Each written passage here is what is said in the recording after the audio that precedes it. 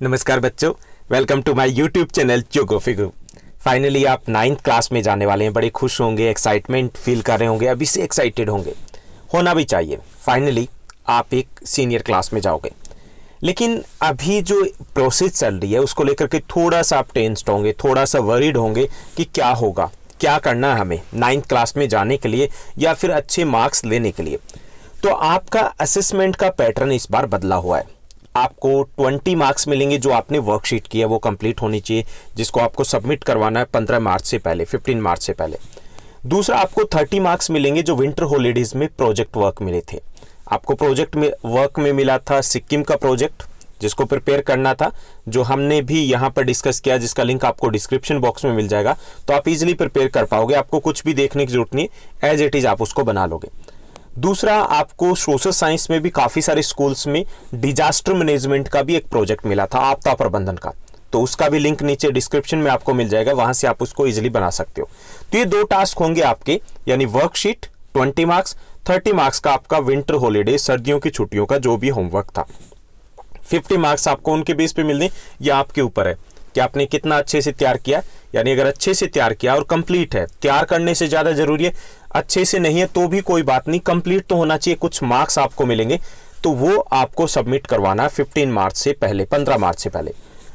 उसके बाद 1 मार्च से आपके 1 मार्च से 15 तक, 1 से 15 मार्च तक आपको असाइनमेंट्स दिए जाएंगे। हर सब्जेक्ट का एक असाइनमेंट मिलेगा स्कूल की तरफ से, उसको आपको प्रिपेयर करना है और सबमिट करवाना है 15 से पहले। ओके, तो इसमें असाइनमेंट जो दिए जा रहे हैं अलग अलग स्कूलों के अलग अलग भी हो सकते हैं, सेम भी हो सकते हैं। और अगर आपको नहीं मिला है या किसी कारण से आप कांटेक्ट में नहीं हो, तो भी आप कोई एक असाइनमेंट प्रिपेयर करोगे हर सब्जेक्ट का, जैसा कि यहाँ पे हम डिस्कस करें, उसको आप सबमिट करवा दोगे तो भी आपको मार्क्स मिलने हैं। क्योंकि ऐसा नहीं है कि कोई एक पर्टिकुलर ही सबमिट करवाना है, क्योंकि क्लास में भी आपको 3 या 4 टाइप के असाइनमेंट दिए जा रहे हैं। तो ऐसा कोई बाउंडेशन नहीं है कि आप वही करवाओ, कुछ भी मतलब असाइनमेंट आपका 8th क्लास का होना चाहिए। तो आज हम डिस्कस करेंगे हिंदी के असाइनमेंट को, उसके बाद हम सोशल साइंस, इंग्लिश, बाकी सब्जेक्ट के असाइनमेंट को भी डिस्कस करने वाले। तो सबसे पहले बात आती है कि असाइनमेंट जो आप तैयार करोगे वो पेजेस के ऊपर होना चाहिए। ओके, पेज जो A4 साइज के पेज है उसके ऊपर आप लेके आओगे, उनके ऊपर आप तैयार करोगे। क्योंकि नोटबुक्स है या फिर बहुत थिन पतली नोटबुक होनी चाहिए, उसमें आप दे सकते हो। असाइनमेंट में सबसे पहले जो आप अपने स्कूल का नाम मेंशन करोगे और उसके बाद अपना name, class, section, roll number, student ID और सब्जेक्ट टीचर का नेम है वो मेंशन करना है और उसको अलग अलग करना है। यानी कि ये नहीं होगा कि एक ही नोटबुक में सारे असाइनमेंट्स कर लो, उसकी मार्किंग कैसे करेंगे अलग अलग टीचर्स। ओके, तो आप अगर पेज पे कर रहे हो तो पहला पेज है जिसके ऊपर इंट्रोडक्शन, क्योंकि हमें मार्क्स लेने ना पूरे, तो अच्छे से तैयार करना है। उसके बाद आपके असाइनमेंट की बात करते हैं। हिंदी का असाइनमेंट है जो मैं डिस्कस कर रहा हूँ, 30 मार्क्स का है। इसमें पहला जो क्वेश्चन रहेगा जो आपको देना है, यहाँ पर रिटन में आपको यहाँ लिखना है कि विशेषण की परिभाषा और उसके भेद और उदाहरण सहित लिखिए। यानी कि हमें बताना है विशेषण किसे कहते हैं, उसके कितने भेद है, वो उदाहरण सहित हमें लिखना है। तो जो शब्द संज्ञा सर्वनाम दोनों की विशेषता का बोध करवाते हैं, यानी कि संज्ञा और सर्वनाम की विशेषता बताने वाले शब्दों को विशेषण कहते हैं। जैसे आम मीठा है, ओके, आम की विशेषता बता रहा ना मीठा, तो ये क्या विशेषण है। राम पढ़ने में तेज है, राम पढ़ने में तेज है, संज्ञा ना किसी व्यक्ति का नाम है, तो यहां पर तेज है, तेज है क्या, विशेषण हो गया, उसकी विशेषता बता रहा है। ऐसे लड़का अच्छा गाता है, गाता है की विशेषता क्या है, अच्छा, तो अच्छा क्या है, विशेषण है। ओके, तो संज्ञा और सर्वनाम की विशेषता बताने वाले शब्दों को हम विशेषण कहते हैं। उसके बाद हमें भेद बताना है, क्योंकि ये 5 मार्क्स का रहेगा आपका, इस असाइनमेंट में दिया गया। तो इसके 4 प्रमुख भेद होते हैं। पहला होता है गुणवाचक विशेषण, कि जिस विशेषण से संज्ञा या सर्वनाम के गुण दोष का बोध होता है उसे गुणवाचक विशेषण कहते हैं। जैसे अच्छा, बुरा, सफेद, काला, रोगी, मोटा, पतला, लंबा, चौड़ा, नया, पुराना, ऊंचा, मीठा, खट्टा, ये सभी क्या है, गुणवाचक विशेषण है। परिमाणवाचक विशेषण, कि जिन विशेषण शब्दों से किसी वस्तु के परिमाण यानी मात्रा, माप, तोल, इनका बोध हो तो उसे परिमाणवाचक विशेषण कहते हैं। या निश्चित और अनिश्चित दोनों हो सकता है। जैसे 3 किलो, 10 क्विंटल, इतना, थोड़ा सा, ज्यादा, सारा, तो ये क्या, परिमाणवाचक विशेषण है। ओके, जिससे माप, तोल, मात्रा, इनका अगर ज्ञान होता है। तीसरा जो विशेषण का भेद होता है वो होता है संख्यावाचक विशेषण। संख्यावाचक विशेषण कि जिन विशेषण शब्दों से संख्या का बोध हो तो वे संख्यावाचक विशेषण कहलाते हैं। जैसे 2, 3, कई, कुछ, ये भी निश्चित और अनिश्चित हो सकता है।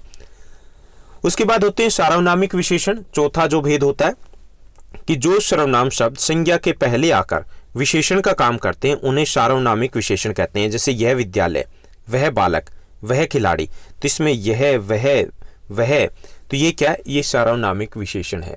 तो ये पहला हमारा क्वेश्चन हो गया इस असाइनमेंट का, जो आपका 5 मार्क्स का है। उसके बाद जो सेकंड क्वेश्चन दिया गया इस असाइनमेंट में, वो दिया गया इस स्वतंत्रता दिवस पर हमें एक निबंध लिखना है। ये भी आपका 5 मार्क्स का रहेगा। तो इसमें सदियों की गुलामी के बाद, हम पहले आप हेडिंग लिखोगे स्वतंत्रता दिवस, ओके। सदियों की गुलामी के पश्चात 15 अगस्त सन 1947 के दिन हम आज़ाद हुए। पहले हम अंग्रेजों के गुलाम थे। उनके बढ़ते हुए अत्याचारों से सारे भारतवासी त्रस्त हो गए थे, तंग हो गए थे। तब विद्रोह की ज्वाला भड़की और देश के अनेक वीरों ने अपने प्राणों की बाजी लगा दी, गोलियां खाई, अंततः आज़ादी पाकर ही चैन लिया। इस दिन हमारा देश आज़ाद हुआ, इसलिए इसे स्वतंत्रता दिवस कहते हैं। अंग्रेजों के अत्याचारों, अमानवीय व्यवहारों से त्रस्त भारतीय जनता एकजुट हो और इससे छुटकारा पाने हेतु कृत संकल्प हो गई थी। इसमें बहुत सारे जो संविधानता सेनानी कह सकते हैं, स्वतंत्रता सेनानी कह सकते हैं, उन्होंने अपना योगदान दिया, जिनमें सुभाष चंद्र बोस, भगत सिंह, चंद्रशेखर आज़ाद, इन्होंने क्रांति की आग फैलाई और अपने प्राणों की आहुति दी। तत्पश्चात सरदार वल्लभ भाई पटेल, गांधी जी, नेहरू जी ने सत्य, अहिंसा और बिना हथियारों की लड़ाई लड़ी, सत्याग्रह आंदोलन किए, लाठियां खाई, कई बार जेल गए और अंग्रेजों को हमारा देश छोड़कर जाने के लिए मजबूर कर दिया। उनको अपना बोरिया बिस्तर लेकर जाना पड़ा। इस तरह 15 अगस्त 1947 का दिन हमारे लिए स्वर्णिम दिन बना। हम और हमारा देश स्वतंत्र हो गए। हमारी राजधानी दिल्ली में इस दिन प्रधानमंत्री लाल किले पर राष्ट्रीय ध्वज फहराते हैं। वहां यह त्योहार बड़ी धूमधाम और भव्यता के साथ मनाया जाता है। सभी शहीदों को श्रद्धांजलि दी जाती है। प्रधानमंत्री राष्ट्र के नाम संदेश देते हैं। अनेक सभाओं और कार्यक्रमों का आयोजन किया जाता है। हमारे विद्यालयों में भी इस प्रकार के कार्यक्रमों का आयोजन किया जाता है और जो हमारे राष्ट्रीय नेता है उनके योगदान को, उनके बलिदान को याद किया जाता है। तो ये हमें एक निबंध लिखना है, किसके ऊपर, स्वतंत्रता दिवस के ऊपर।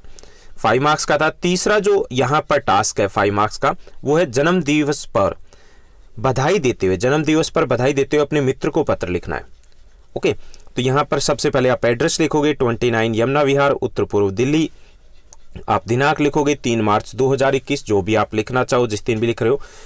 प्रिय रोहित, सप्रेम नमस्ते। तो यहाँ पर आपका मित्र का नाम है रोहित। जन्म दिवस के उपलक्ष्य में कल ही मुझे तुम्हारा पत्र प्राप्त हुआ। तुम्हारा जन्म दिवस हम सबके लिए अत्यंत हर्ष का विषय है।